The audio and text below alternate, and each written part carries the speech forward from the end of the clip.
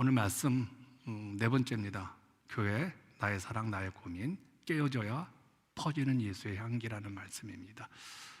가끔 아내에게 이제 이런 말을 듣습니다. 제 몸에서 냄새가 난다고 합니다. 이게 좋은 의미일까요? 나쁜 의미일까요? 그래서 아내가 쓰던 향수가 있는데 아내는 향수를 잘 안 씁니다.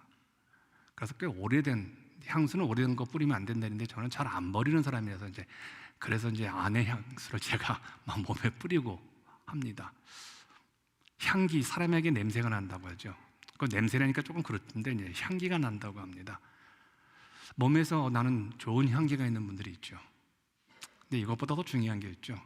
삶의 인격적 향이 좋은 분들이 있습니다. 저분을 좀 만나고 싶고 저분과 함께 있으면 마음이 넉넉해지는 그런 분들이 있죠. 여러분들은 어떤 향기를 주변에 내고 있습니까? 오늘은 이름 모를 한 여인의 향기가 온 집안을 뒤덮은 이야기를 여러분과 함께 나누면서 우리의 향기가 우리 교회와 여러분의 가정과 여러분이 가는 곳마다 좀 예수의 향기가 넘쳤으면 하는 마음에서 2000년이 지난 오늘까지도 향기로운 이 여인을 한번 이렇게 추적을 해보겠습니다. 당시 이제 배경을 한번 살펴보시면요, 3절을 보시면요, 예수께서 베다니 나병 환자의 시몬의 집에서 식사하실 때 한 여자가 매우 값진 향이고 순전한 나드 한 옥합을 가지고 와서 그 옥합을 깨뜨려 예수의 머리에 부으니, 지금 주님이 계신 곳이 어디냐면요, 베단이라는 곳입니다. 저도 가봤습니다. 예루살렘 작은 이제 근교의 작은 마을입니다. 우리 미국으로 하면 미들타운 정도 된다고 보시면 좋습니다. 워낙 예루살렘이 조그마니까 사람이 분주할 때는 여관들이 다 꽉 차 있기 때문에 이 베단에서 다 하룻밤 쉬고 이제 들어가는 그런 곳입니다. 굉장히 작은 마을이에요. 그리고 가난하고 이제 병든 자들이 많이 살고 있는 곳입니다. 여기에 누가 살고 있는지 아세요? 나사로, 마르다, 마리아가 살던 곳이에요. 이곳에서 예수님이 어느 한 집에서 식사를 하는데 이 집 주인이 나병 환자 시몬이라고 합니다. 여러분, 율법에 따르면 나병 환자는 격리되어야 합니다. 사람과 함께 식사할 수 없죠. 그렇다면 그가 자기 집에서 예수님을 대접하고 있는 것은 예수님께 완벽하게 치유받은 상태임을 오늘 성경은 말하고 있는 겁니다. 그런데 치유받았음에도 나병 환자라는 별명이 계속 따라다녔다는 것은 그가 과거에 비참했던 상태와 그를 고치신 예수님의 은혜를 잊지 않고 살아감을 보여주죠. 여러분, 우리 과거의 상처 잘 표현 안 하려고 하잖아요. 제 집사람이 제일 싫어하는 게 과거 얘기하는 거예요. 교회 과거 얘기, 또 내 과거 얘기, 그다음에 자기 얘기하는 거 아주 싫어합니다. 그런데 이 나병 환자는 고침받았음에도 불구하고 불필요한 과거, 나는 나병 환자였습니다. 과거 나는 실패한 목사입니다. 나는 교회를 힘들게 했던 목사입니다. 이거를 이렇게 사람들에게 표현하는 거예요. 오늘 이제 일부 예배 오셨던 그분들에게 제가 그런 말을 해서 제가 좀 우리 교회를 힘들게 했던 목사입니다라고 했더니 웃더라고요. 설교를 많이 들어봤기 때문이라고요. 왜 그 얘기를 하느냐면요, 그럼에도 불구하고 하나님 나를 사용하시고 있고 그런 비참했던 나를 하나님께서 은혜로 오늘 이 자리까지 있게 했습니다라는 것을 나병 환자라는 호칭을 통해서 이 시몬은 사람들에게 당당하게 이제 보여주고 있는 거예요. 예수 안에 치유받았다면요, 그게 무슨 상처겠습니까? 여러분의 가정이, 여러분의 삶이 예수 안에 치유받았다면요, 그것이 무슨 흉잡힐 게 있겠냐는 거예요. 우리 교회가 예수 그리스도 안에서 치유받았다면 현실이 좀 힘들고 어려우더라도 그게 무슨 흉잡힐 일이겠냐는 거예요. 시몬은 예수님을 위해 잔치를 베풀었는데 이는 단순한 식사가 아닙니다. 그 당시 예수님을 미워하는 사람들이 도치에 깔려 있습니다. 그럼에도 불구하고 공개적으로 예수님께 식사를 대접하는 이 시몬은 죽음을 가하고 나는 예수님을 섬깁니다. 내 신앙생활은 편한 거 아닙니다. 목숨 걸고 주님을 섬기는 겁니다라는 것을 보여주는 것이죠. 결과적으로 시몬이 마련한 이 자리는 예수님의 장례를 준비한 거룩한 장소로서 기억됩니다. 그리고 이 자리에서 성경에서 가장 아름다운 헌신 중 하나인 한 여인, 요한복음 12장에는 마리아라고 합니다. 그러나 오늘 본문은 이름 모를 한 여인이 옥합을 깨뜨린 사건으로 이 시몬의 집에서 일어난 겁니다. 이 여인의 옥합을 깨뜨린 결단은 우리에게 어떤 영적 의미가 있을까요? 참 많이 들었던 이 얘기입니다. 네, 여러분 이 말씀을 조금 더 내가 한번 실천해 보겠다는 각오로 들으시면 여러분의 굉장히 힘이 되고 신앙생활이 확 달라질 수 있습니다. 첫 번째입니다. 희생의 향기입니다. 이 여인이 갖고 온 향유에 대해서 3절은 이렇게 말을 하죠. 매우 값진 향유 곧 순전한 나드 한 옥합이라는 표현을 씁니다. 이 여인이 갖고 온 매우 값진 향유 곧 순전한 나드 한 옥합은 당시 시세로는 얼마 정도 한 향수일까요? 이게 300데나리온 이상이라고 합니다. 저 그림에 나오겠 텐데 300데나리온 이상이란 말은요, 당시 노동자 1년 월급치입니다. 오늘날로 말하면요, 대학 졸업하면 뭐 5만 불에서 10만 불 사이 정도를 생각하시면 됩니다. 그 엄청난 가치가 있는 옥합을 깨뜨린 거예요. 어떻게 이 비싼 것을 깨뜨릴 수 있을까요? 어떻게 그런 희생과 헌신이 있겠냐는 거예요. 주님 사랑 때문에 그래요. 그녀의 마음은 주님 사랑으로 채워져 있습니다. 이 여인은 세상 계산을 뛰어넘는 이 파격적 행동은요, 사랑의 열병에, 사랑에 압도당했기 때문에 그래요. 사랑에 압도당한 사람들에게는요, 가격이 문제가 되지 않습니다. 오직 내가 사랑하는 그분만이 중요한 거예요. 이 여인에게는 예수님만이 중요한 거예요. 300데나리온, 아니 이 여인이 만약에 500데나리온이 하더라도 이 여인은 그 가격이 그 여인에게는 중요하지 않았습니다. 사랑하는 주님에게 세상에 그 어떤 값진 것이 소용이 있겠냐는 거예요. 이런 주님 사랑 여러분 경험해 오셨습니까? 근데 우리는 이런 사랑 경험합니다. 누군가를 사랑하면요, 마음이 깨집니다. 여러분, 깨지지 않는 사랑은 없죠. 사랑은 세상에서 당신만 중요하다기 때문에 내 마음이 깨지는 겁니다. 나보다도 당신이 더 중요한 거예요. 당신에게 내 모든 것을 준다는 게 사랑이에요. 우리 해보셨어요, 여러분요? 안 해본 것처럼 앉아 계시면 안 됩니다. 여러분 자녀잖아요. 여러분 아이들에게 다 주지 않았습니까? 지금도 더 주려고 하지 않습니까? 깨진 사랑은 반드시 나로부터 누군가에 흘러갑니다. 그리고 그 깨진 사랑으로 누군가는 살아나죠. 여러분 경험하셨어요? 결혼할 때 두 분들이 사랑할 때, 그리고 지금도 자식들에게.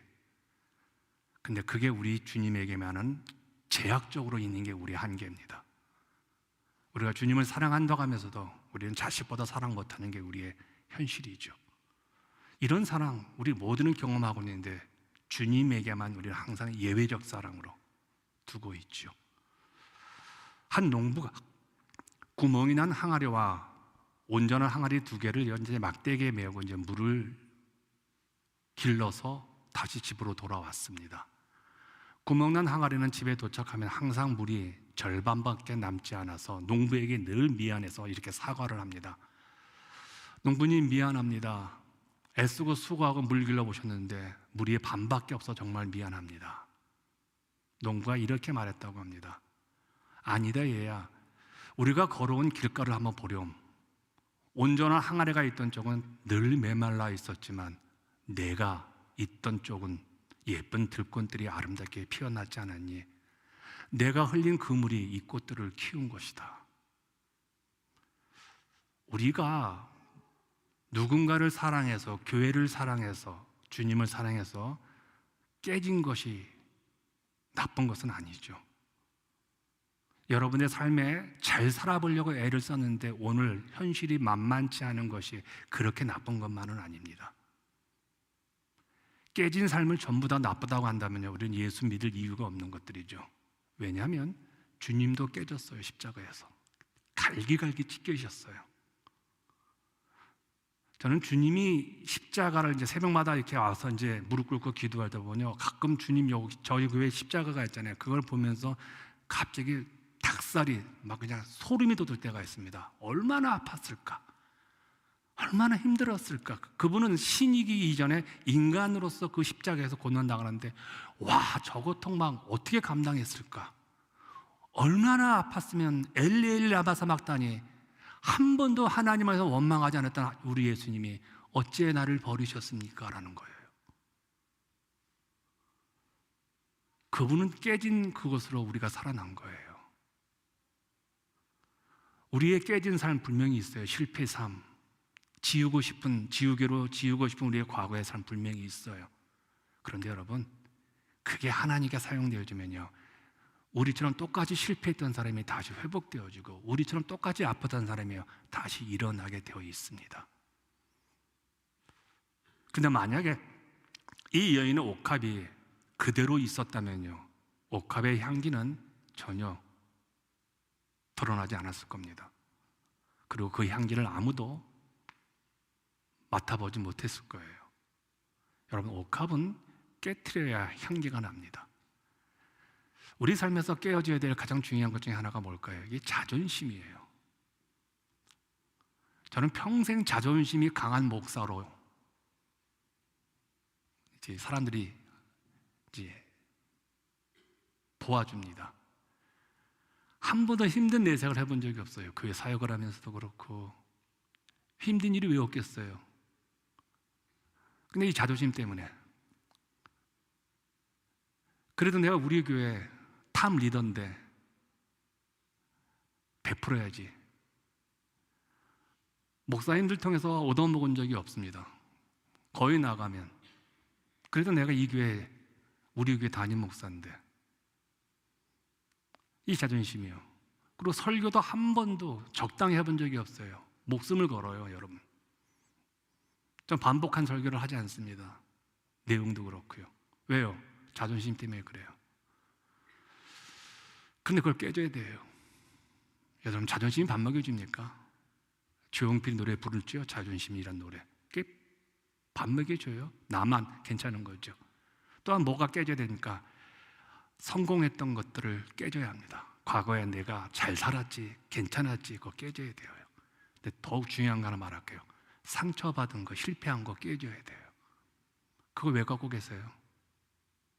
계속 실패한 거, 아픈 거 끄집어내시겠어요? 그거 깨져야 돼요. 그게 나만의 옥합이에요. 교회도 마찬가지죠. 교회의 영광은 건물과 규모에 있지 않고 하나님의 쓰시는 데 있습니다. 우리 교회는 하나님께 많이 쓰임받는 통로 역할을 많이 했습니다. 저는 우리 교회가 앞으로 부흥보다 좀 다민족 교회 개척을 위해서 깨어져야 한다고 생각을 합니다.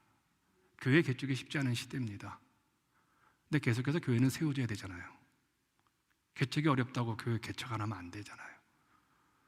교회 세워지면 하나님 나라 확장과 연결되어 있습니다. 쉽지 않죠. 우리 교회 형편에 있어서 본다면 일꾼도 부족하고 인물난도 많습니다. 그럼에도 불구하고 올해 저희 교회가 그래도 명목상으로 선포했습니다. 2개의 교회를 개척했다고요. 쉽지 않죠. 제 마음 같아서는 최병철 목사님에게 한 반은 띄워주고 싶지만 띄워줄 성도가 없는 제 현실도 좀 미안하고 최 목사한테 그 젊은 친구가 돈도 좀 주고 싶은데 쉽지 않죠. 근데 이게 좀 깨어져야 되죠. 시작부터요. 저는 우리가 목표를 강속교회로 목표를 삼았으면 좋겠습니다. 작지만 강한 교회의 이민교회를 좀. 그래서 제가 지금 만나는 목사마다 교회 개척을 우리 교회가 후원할 테니까 우리 교회에서 1년 수련받고 나가서 개척하라라고 말을 하는데 이제 자기 마음대로 교회를 개척을 하려고 합니다. 나도 깨져야 되고 교회도 깨져야 되지. 그렇지 않고서는요, 이제 철옹성호 같은 큰 교회가 다들 목표가 되어지죠. 이제는 부흥은 아마 쉽지 않은 시대일 거예요. 물론 하나님 허락하시면요, 부흥은 되겠죠. 그러나 건강한 교회, 이 건강한 교회는 우리가 깨질 때 누군가의 문제로 교회 싸움으로 깨지는 거, 뭐 그것도 괜찮어요. 그러나 우리 스스로가 한번 더 큰 비전을 위해서 더 작아지고 더 주님 영광 앞에 쓰임받는 거, 그럴 때 예수 생명이 흘러갑니다. 우리의 자존심이, 우리 교회가 이 동네 가장 큰 교회 중에 하나잖아요. 그러나 이 교회가 맨날 성도 숫자만 카운트하고 교회 제자만 카운트하는 그게 무슨 의미가 있겠어요? 무슨 일을 하겠느냐? 지금 가장 힘들 때, 어려울 때 주님 원하시는 일을 해드리는 거, 그게 깨지는 거라는 거죠. 바로 그게 이 이름물을 한 여인의 깨짐의 첫 번째 의미였죠. 또 이 여인의 옥합을 깨뜨린 결단은 이게 굉장히 의미가 있습니다. 두 번째 의미가 있는데, 비난 속에서 피어나는 인내의 향기입니다. 이 여인의 헌신이 사람들에게 아름답게만 보이는 것은 아니다. 여러분, 교회에서 열심히 사역하는 사람 칭찬도 있지만 너는 왜 그렇게 나대니? 라고 할 수 있습니다. 너는 왜 그렇게 신앙생활을 너 혼자 하는 것처럼 하니? 라고 할 수 있습니다. 4절과 5절을 보십시오. 한 사람의 헌신이 다른 사람들에게 헌신으로 보이지 않습니다. 비난이 되어지죠. 4절과 5절에 이렇게 말합니다. 어떤 사람들이 화를 내어 서로 말하되 어찌하여 이 향유를 허비하는가? 어떤 사람들이 이 향유를 300데나리온 이상의 팔아 가난한 자들에게 위로할 수 있다면 그러면서 그 여자를 책망하는지라라고 합니다. 어떤 사람들이 야, 이 비싼 향유를 야, 주님의 머리 갖다 부어 이 여인아, 그 가난한 사람들 바라면 1년 노동자 얼마나 많은 사람들이 밥을 먹을 수 있고 집을 사줄 수도 있는 건데 라고요. 주님을 향한 아름다운 헌신과 희생이 어떤 사람들에게는 분노를 유발한다는 거예요. 우리가 종종 이런 삶을 경험하지 않습니까? 그래서 우리가 어떻게 합니까? 적당히 신앙생활에 이 말입니다. 이거 참 나쁜 말이에요. 목사랑 적당한 관계 유지에 참 나쁜 말이에요. 성도와 적당히 관계 유지에 참 나쁜 말이에요. 왜요? 그렇게 가볍게 말하면 안 돼요. 주님은 다 주시고 교회를 만드셨어요. 주님은 생명까지 주시면서 우리를 사랑하셨어요. 그러면 주님을 따르는 우리들도 적당하게 교제하면 안 됩니다. 그런데 사람들은 정말 다 주는 사람들을 비난해요. 그런데 문제는 이거예요. 예수님께 가장 제자 훈련을 가장 많이 받았고 초대교들이 존경받는 제자들이 이 여인을 비난하는 거예요. 오늘날 말하면 목사가 예수 잘 믿는 성도를 비난하는 거예요. 오늘날 말하면 교회 리더들이 왜 설쳐? 라는 거예요. 어떻게 제자들이 이럴 수 있을까요? 300데나리온 옥합을 깨트리는 것이 주님의 사랑 때문이라는 것을 이들은 몰랐어요. 이들은 주님을 사랑하지 않았어요. 이들은 주님 때문에 영광 받는 것만 좋아했어요. 이들은 예수님이 치유 사건으로 연예인 이상으로 팬들이 막 생기니까 그 팬들로부터 칭찬을 받는 것에 이들은 좋아했던 거예요. 이들은 교회가 막 부흥되어지고 막 사람들이 막 몰려오는 그것에 관심이 있었던 거예요. 그러니까 주님 사랑이 없었죠. 여러분, 주님 사랑을 이해하지 못한 사람들은요, 값진 희생과 헌신 그리고 전부를 드리는 것에 대해서 비난합니다. 왜요? 나는 못하는데 비난으로 깎아버리는 겁니다. 낭비를 여깁니다. 그러면서 옳은 말을 합니다. 야, 그 돈 가지고 가난한 사람들, 야, 그 돈 갖고 선교사님 도울 수 있는데 그걸 어떻게 교회다, 그냥 교회 비이성적인 광기로 치부해버리는 게 오늘 우리들에게 있는 모습이죠. 계산기 뜨던 실용적 믿음이죠.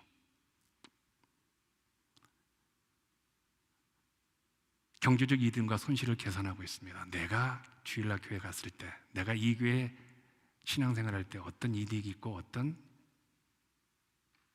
손해가 있을까라는 거죠. 제자들이 내세운 그 돈이면 가난한 자들을 도울 수 있는데 이 명분 아주 그럴듯해 보여요. 비싼 값에 팔아서 가난한 사람들을 도울 수 있으면 괜찮은 신앙 같아요. 교회가 이런 일을 해야지. 교회가 사회적 정의와 교회가 어려운 이웃들을 도와야지. 맞아요. 근데 여러분, 교회는 옳은 말 하는 것이 아니에요. 여러분, 교회는 옳은 정의로운 말을 하는 것이 아니에요. 교회는 예수님이 이야기하는 것이에요. 예수님 사랑 이야기하는 것이에요. 물론 이 여인에게도 옥합은 자신의 전 재산이자 미래를 보증하는 세이빙 어카운트의 헌금입니다. 그렇다면 그녀도 응당 이 향유를 아껴야 합니다. 한 방울만, 아니 반병을 들여도 누가 욕하지 않습니다. 그런데 그녀는 향유를 조금씩 나눠 주님께 부은 것이 아니라 주님 앞에서 쬐트려서 옷값 전부를 드렸습니다. 어떤 의미일까요? 주님을 향한 다시 되돌릴 수 없는 완전한 사랑과 헌신을 보여준 겁니다. 난 되돌아가지 않겠다. 다리를 끊어버리는 거예요. 이 여인이 제자들과의 신앙적 가치가 너무나 다른 것을 저는 발견합니다. 제자들은 예수를 믿고 얼마나 남길 것인가를 늘 계산했던 사람이에요. 이 여인은 어떻게 내 것을 다 그분께 드릴까? 이 차이예요. 여러분 어디 쪽에 속할까요? 근데 시몬의 집에서 이 두 종류의 사람을 보면서 저는 굉장한 교훈을 받습니다. 뭐냐면요, 이 집에 소리와 향기가 대비돼요. 제자들은 이 여인을 향해서 분개했다고 합니다. 화가 났다고 합니다. 아니 지들 돈도 아닌데 왜 화를 낼까? 이게 세상 사람들이에요. 막 분개하여 비난의 소리를 질러버립니다. 헤이! 그 웨스테고! 어떻게 그럴 수 있어요 이 사람아? 이러는 거예요 12 제자들이요. 그러면서 그들의 입에서는 정죄의 논리가 나옵니다. 옳은 얘기만 나오는 거예요. 여러분 옳은 얘기는 아파요. 누가 못해서 옳은 얘기 못합니까? 이 교회가 뭐가 문제가 있어? 왜 사람이 누가 못해요? 그런 얘기예요. 나도 모르는데 당신이 왜 그렇게 신앙생활해? 못하는 나도 지금 화가 나 있는데 그걸 지적질하고. 여러분 그거 되게 아파요. 힘들고요. 예수의 제자들로서 가장 존경받는 이 12 제자들이 이름 모를 한 여인을 향해서 비난하는 거예요. 여러분 이거 얼마나 추해요? 칩하죠. 돈 앞에서 변하지 않는 제자들의 모습이에요. 소위 만몬이라고 그러죠. 만몬주의라고 그러죠. 자본주의라고 그럽니다. 자본주의 앞에서 맥을 못 치는 우리 헌대인들의 모습이에요. 참 악하고 무지한 자들이죠. 그렇다면 여러분 주님이 계셔요. 그 다음에 이 시몬의 집은 어떤 의미가 있어요? 교회예요. 주님이 계신 곳이 교회잖아요. 이 교회가 어떤 모습이에요 지금? 서로 비난과 서로를 향한 갈등과 옳은 얘기만 하면서 그 주변의 공기가 냉랭해요. 차가워요. 사랑이 어디 갔어요? 아니 주님이 계셨어요 지금 주님 앞에 지금 그 난리가 친 거예요. 이곳이 주님의 교회라고 우리는 믿어요. 근데 안 보이니까 우리는 가끔 의식하고 막 소리 지르고 싸우고 나쁜 말하고 막 옳은 말하고 막 그러잖아요. 근데 지금 이 시몬의 교회는요 예수님이 계신데도 불구하고 여기서 지금 서로 싸우는 거예요. 옳은 말을 하는 거예요. 믿음의 말, 너무 잘했습니다 자매님, 저도 하고 싶은데 저는 너무 그런 믿음이 없어요. 참 잘하셨습니다. 우리 예수님이 얼마나 좋겠습니까? 라고 해야 되잖아요. 그런데 이 여인은요 아무 소리도 안 내요. 난 참 이게 신기했어요. 향기만 내요. 향기만. 만약에 이 여인이 이 옳은 말을 듣고 대꾸했다면 이 교회는 어떻게 됐을까요? 이 사람들아, 내 돈 가지고 내가 헌금하는데 당신들이 뭔데 그렇게 소리를 지르고 나를 비난합니까? 아니 예수님의 제자라는 사람들이 믿음이 그 정도밖에 안 됩니까? 라고 소리 지른다면요 이 시몬의 교회는, 예수님 교회는요 두 쪽 날 겁니다. 이렇게 교회의 갈등은 옳은 말 속에서 시작이 됩니다. 믿음과 믿음이 대결하면요 갈등이 생겨요. 여러분 믿음과 믿음은 대결하면 안 됩니다. 믿음과 믿음은 사랑해야 돼요. 덮어줘야 돼요. 믿음과 믿음이 대결하면요 교회가 파괴당합니다. 예수님이 계신 이 교회가 좀 파괴당하는 거예요. 그런데 이 여인은요 자기를 비난한 사람에게 눈길조차 두지 않아요. 그리고 어떻게 합니까? 오직 그 여인이 한 행위가 한 가지가 있는 게 뭐냐면 옥합을 깨트려요. 그러자 그 옥합에서 향기가 나와요. 난 참 여기서 좀 은혜 받았습니다. 이 여인이 깨트리는 옥합에서 향기가 나오자 서로 비난하고 옳은 말만 하던 그 교회가 어떻게 바뀝니까? 아름다운 냄새 좋은 향기로 스며드는 거예요. 그러자 비난하던 제자들의 입이 닫혀져요. 여러분, 인도에는 샌들나무가 있다고 합니다. 백향나무라고 합니다. 그림이 나올 텐데 이걸 이제 백단향이라고 하는데, 이 나무의 특징은요, 도끼가 자신을 막 찍잖아요, 베려고. 그럴 때마다 도끼 날에 자기 몸에 향기를 묻혀줘요. 도끼가 나무의 몸통을 사정없이 내리칠 때 이 도끼가 막 찍잖아요, 아프게. 그러면 이 백단나무는요, 아프면서도 자기의 향기를 그 도끼날에 묻혀줘요.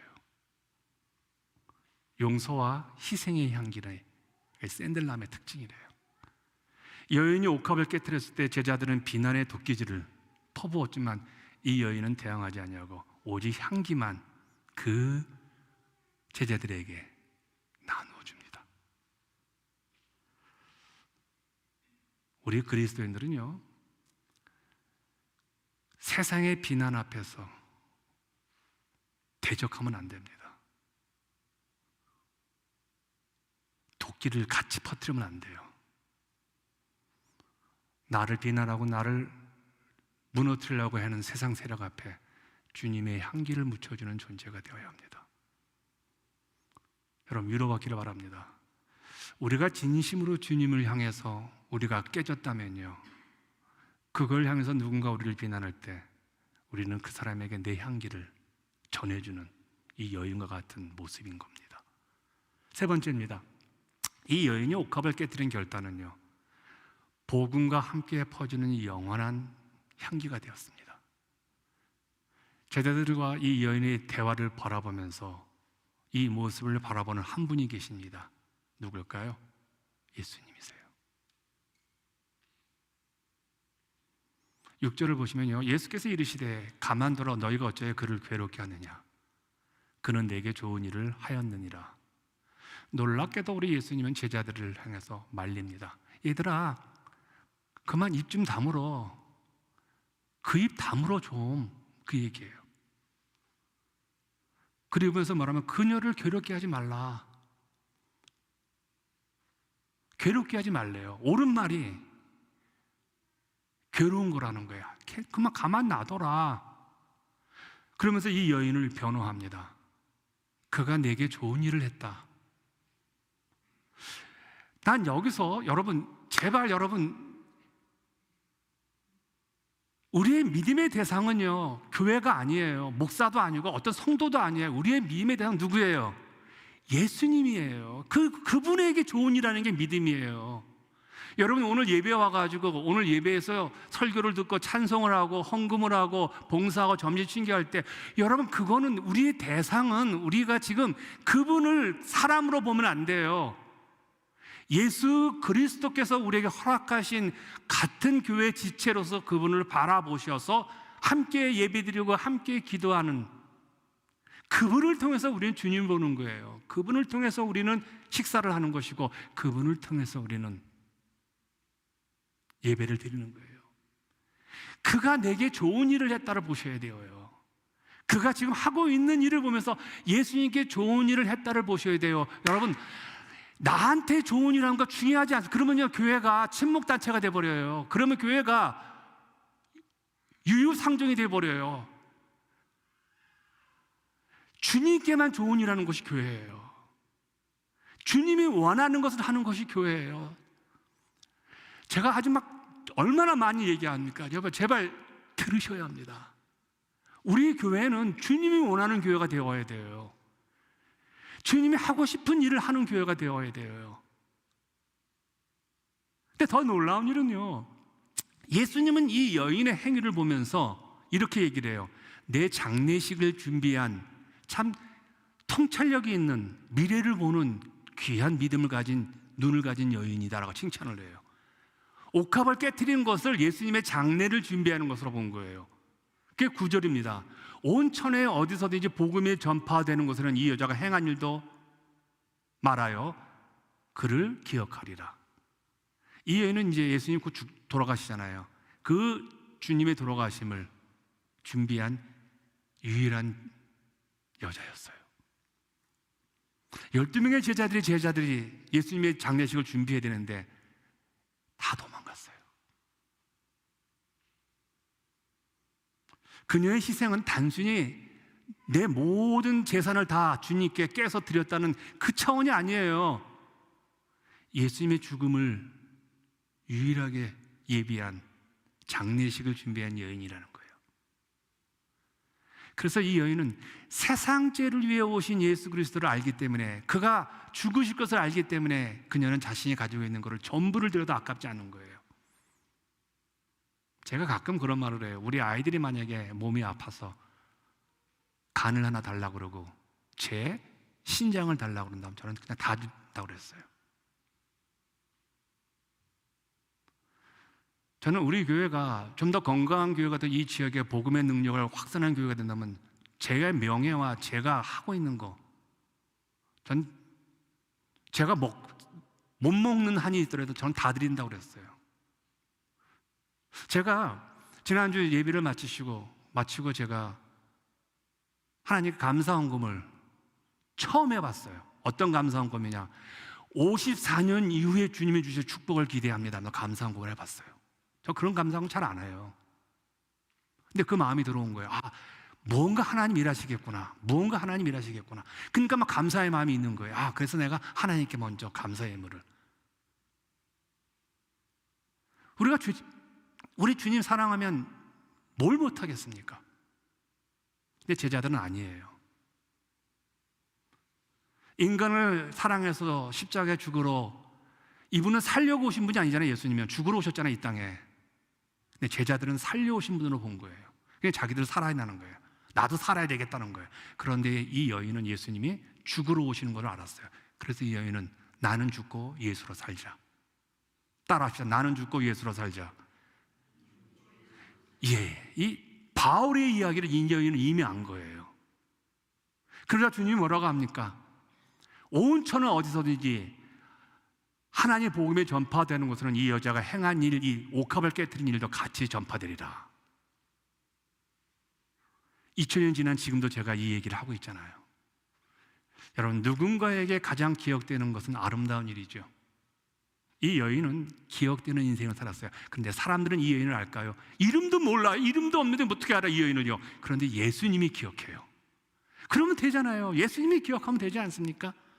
제가 은퇴하고 이 교회를 떠날 때 저 아무것도 기억됐으면 좋겠어요. 정말 교회를 사랑하고 설교를 사랑하고 정말 54년 최초의 이 이미 한인교회를 나름대로 건강하게 키우려고 애쓰다가 목회하다 떠나신 분, 저는 그렇게 이해하고 싶어요. 저는 그렇게 기억됐으면 좋겠어요. 여러분은 어떻게 이 교회에서 기억되기를 원합니까?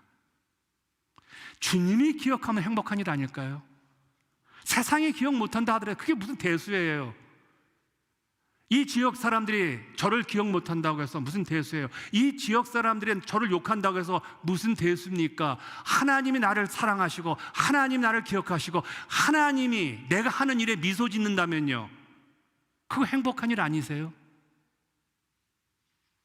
천국에 있는 이 여인이 오늘 제 설교를 들으면서 어떤 생각을 하고 있을까요? 미소 지을 거예요. 그녀는 자신은 잊혀지고 우리 주님의 죽음만이 기억되기를 소원했을 겁니다. 어쩌면 이 여인은 자기의 희생이 이렇게 대단하게 설교 주제로 이 양 목사의 입을 통해서 고백되는 것에 대해서 굉장히 당혹해할 겁니다. 참 많이 당혹했을 거예요. 왜냐하면 모든 교회 목사님이 최소한 이 본문 갖고 최소한 3번 이상은 설교하고 그러요. 그런데 이 여인은 지금 제가 하고 있는 자기 행위가 예수 그리스도의 십자가 사건 장례식을 준비하는 거로 해석하는 거에서 아주 옳은 설교입니다. 양 목사, 당신이 내 한 행위를 옳게 해석하는군요 하면서 웃음 짓을 거예요. 그녀는 자신의 옥합을 깨뜨린 것이 낭비가 아닌 가장 남는 장사였다는 안도감을 지금 하고 있을 거예요. 제자들은 그녀를 향해서 낭비한다고, 웨스트한다고 비난했어요. 그런데 천국에서 이 여인은 내가 그래도 한 번 깨트렸는데 그 깨트린 것이 양 목사, 아니 수많은 목사들이, 아니 수많은 성도들이 그 얘기를, 그 은혜를 받는구나, 주님께 드려지는 것을 결코 버릴 것이 없는구나라는 미소를 짓고 있을 거예요, 천국에서요. 그리고 그녀는 자신 이후에 수많은 믿음의 사람들이 자신의 옥합을 깨트린 것을 보고 반가울 거예요. 천국에서 그녀가 가장 기쁜 것은 자기의 이름이 언급되는 것이 아니라 자기의 설교를 듣고 수많은 성도들이 그렇게 살겠다고 다짐하는 것, 그 모습을 보고 그녀는 지금 기뻐할 겁니다. 나의 옥합은 이미 오래전 깨어져 사라졌지만 당신이 깨뜨린 그 오늘 순정의 향기가 나도 기쁘네요. 그 향기 참 좋네요. 양목사, 당신이 깨어진 그 깨트린 그 자존심, 깨트린 그 옥합, 내가 천국에서 맡아보니까 참 향기롭네요. 아, 권사님, 당신이 깨트린 교회를 향해서 진심으로 깨트린 그것, 아니 그 나이에 아직도 여전히 교회 사랑하고 아직도 교회 나오고 아직도 교회를 위해서 희생하고자 하는 그 향기가 천국에서 너무너무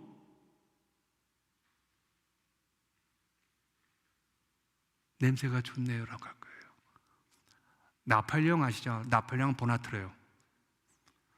나폴레옹 보나파트로는요, 지독한 향수 애호가였다고 합니다. 그가 유배지인 세인트 헬레나 섬에서 죽은 지 꽤 오랜 시간이 흘러서 그가 머물던 방을 정리하던 사람들이 깜짝 놀랐다고 합니다. 그가 평소 사용하던 향수병은 이미 다 비어 있었습니다. 그리고 마개도 닫혀 있었습니다. 그런데요, 그가 머물던 방 안의 벽지와 가구 곳곳에 향기가 배어들어서 수십 년이 지나도 여전히 은은한 향이 감돌고 있었기 때문에 그래요. 여러분, 이런 삶 살고 싶지 않으세요? 여러분과 제가 머물고 간 삶의 향기가 어떤 냄새가 납니까? 내가 머물러 간 자리에 어떤 사람이 막 흐트러뜨려요. 아우, 이 사람 다시 안 왔으면 좋겠어. 아우, 이 냄새 싫어. 아우, 저 사람 자기만 잘난 것 같아. 여러분, 우리의 옥합을 깨트려서 여러분 가는 곳마다 여러분의 향기가 예수의 향기가 되었으면 합니다. 제가 그런 말 하죠. 여러분이 앉아있는 자리에 정말 기도하십시오. 눈물로 기도하십시오. 누군가 그 자리에 와서 예수 믿을 수 있도록요. 우리 후배 세대들이 그곳에 와서 은혜 받도록요. 저는 이 설교 강단에서 제가 생명을 걸고 설교를 하는 이유가 하나 있습니다. 저처럼 하나님 말씀에 생명을 거는 내 후계자, 내 후배 목사들이 와서 동일한 이 메시지를 전할 수 있는, 아, 이곳에 오니까 양 목사님의 향기가 배어있네요. 아, 그 자리에 가보니까 성도님 자리가, 우리 교회 15에이커에 차 문 열고 들어올 때 저 입구부터 내가 헌금했던 거, 내가 노동했던 거, 내가 지난 50년, 지난 3년, 지난 1년 동안 이 교회에 깨트렸던 옥합의 향기가 많은 분들에게 코끝뿐만 아니라 눈만 아니라 영혼을 감동케 하는, 그 얼마나 멋있는 일입니까? 여러분의 가정도 마찬가지고 가는 곳마다 그 예수의 향기 곳곳에 배어있는, 우리 한번 그렇게 살아보십시다. 우리 그런 인생 한번 우리 교회 만들어 보십시다. 예수의 향기가 우리 본당에, 우리 교육관에, 우리 로비에, 어린이 예배당, 유스, EM 예배당에 같이 기도합니다.